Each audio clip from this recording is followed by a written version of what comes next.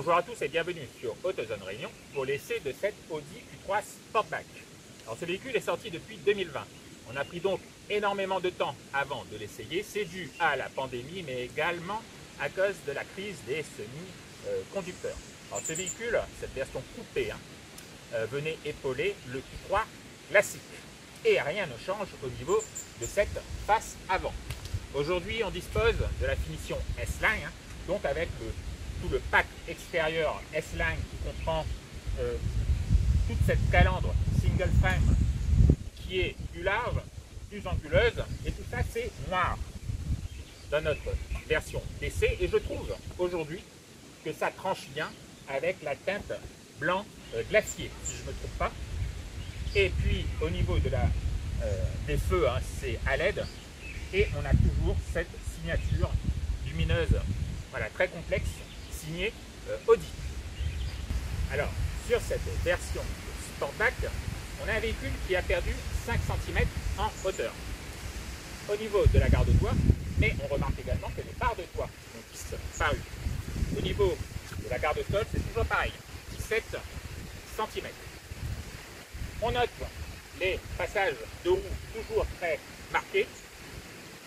Aujourd'hui, finition S-Line, on a des coques de rétroviseur noirs, les jantes 19 Python, pareil, les bas de caisse noirs laqués. Et vous remarquerez le grand changement, c'est au niveau de ce montant C, au niveau de la custode, qui change sur cette version Sportback. Voilà, la vraie évolution par rapport à un Q3 classique. Sur cette version Sportback, on a cette lunette arrière très inclinée. Au niveau du dessin du haillon, c'est beaucoup moins, il y a beaucoup moins de rondeur. Le haillon est beaucoup plus sculpté. On a également ce bouclier plus proéminent qui fait gagner 2 cm. Le véhicule passe de 4,48 m à 4,50 m. C'est à cause de ce bouclier.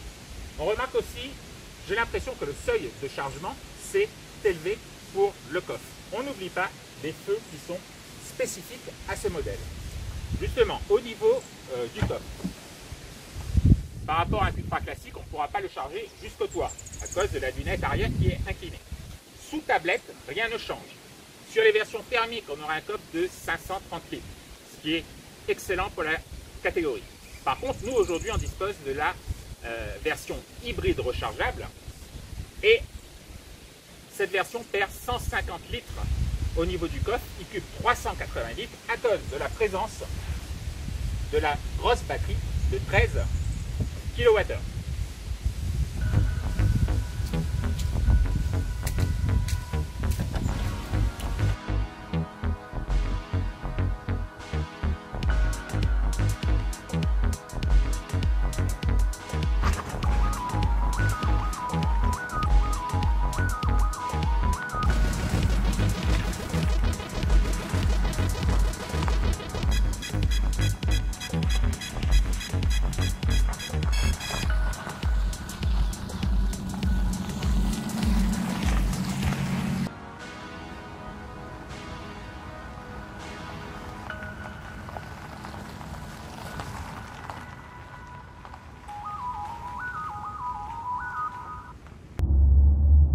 Bienvenue donc dans ce Q3 Sportback.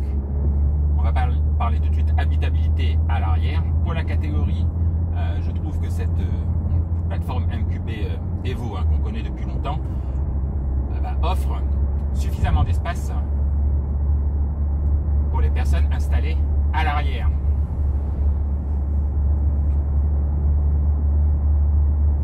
Et puis on retrouve cette planche de bord.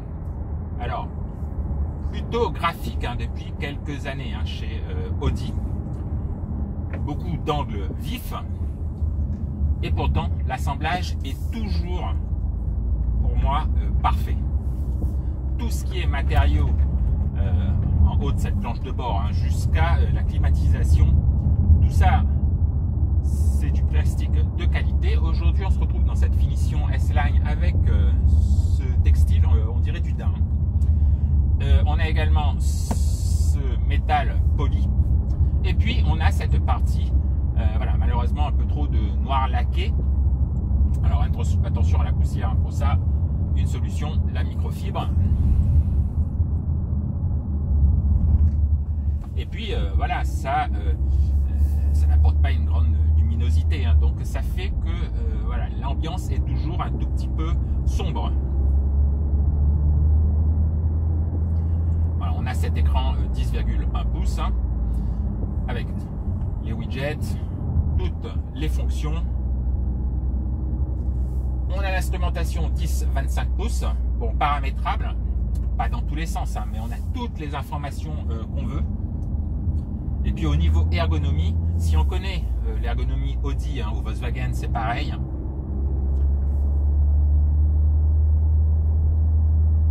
Voilà, avec les boutons à gauche du volant, on s'y retrouve très facilement. On peut même changer de vue et puis disposer de la navigation.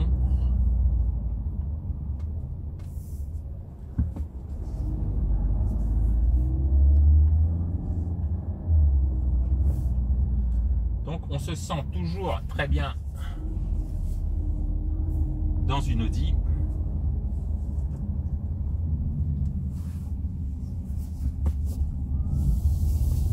Une chose que j'ai toujours appréciée également, c'est cette direction. Alors, très précise, je crois qu'elle est électromécanique. On a un bon ressenti. Aujourd'hui, on a des jantes en 19, des pneus très larges. On sent que voilà, le niveau d'adhérence est quand même assez élevé et le feeling, lui, il est bon.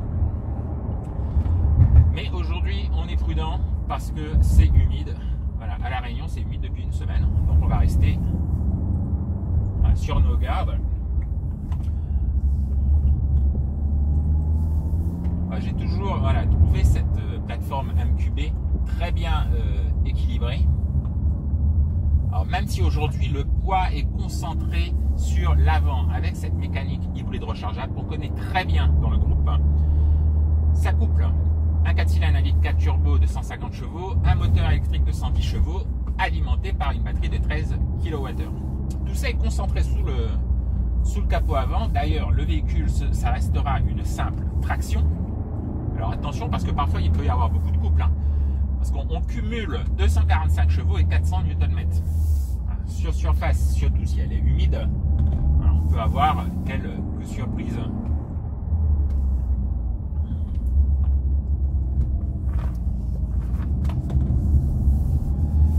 Et on dispose de très bonnes performances, hein, malgré le poids du véhicule, hein, conséquent, à peu près 1,8 tonne.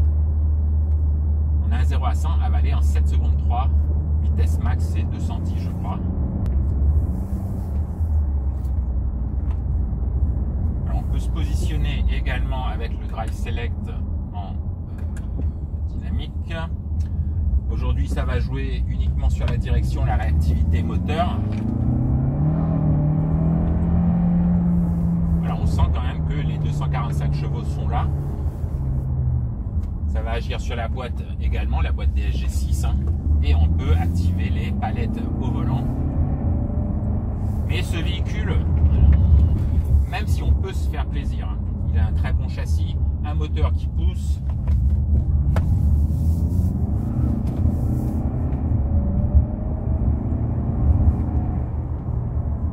Son objectif principal, bien évidemment, c'est pas de faire une spéciale. Hein. Alors ce que j'apprécie, c'est toujours ce couple hein, en sortie de virage. Ça reprend extrêmement bien.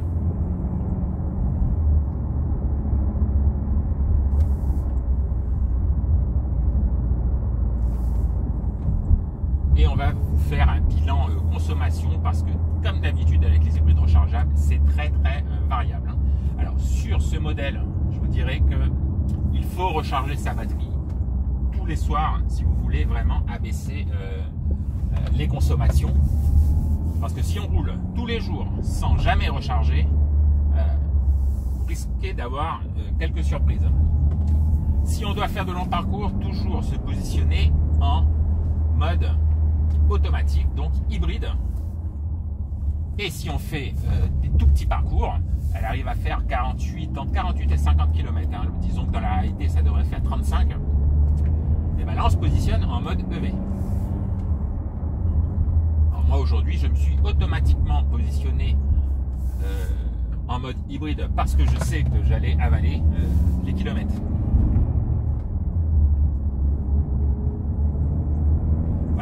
position, bon feeling au niveau de la conduite.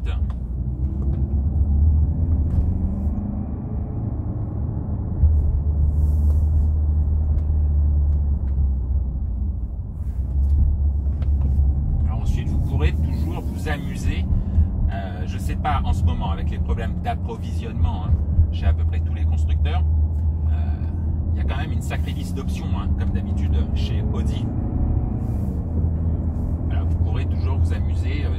On va vous indiquer les équipements qu'on avait, nous, sur notre finition S-Line. Voilà, notre modèle hybride rechargeable, je crois que le tarif, voilà, c'est dans les 76 000 si je ne me trompe pas.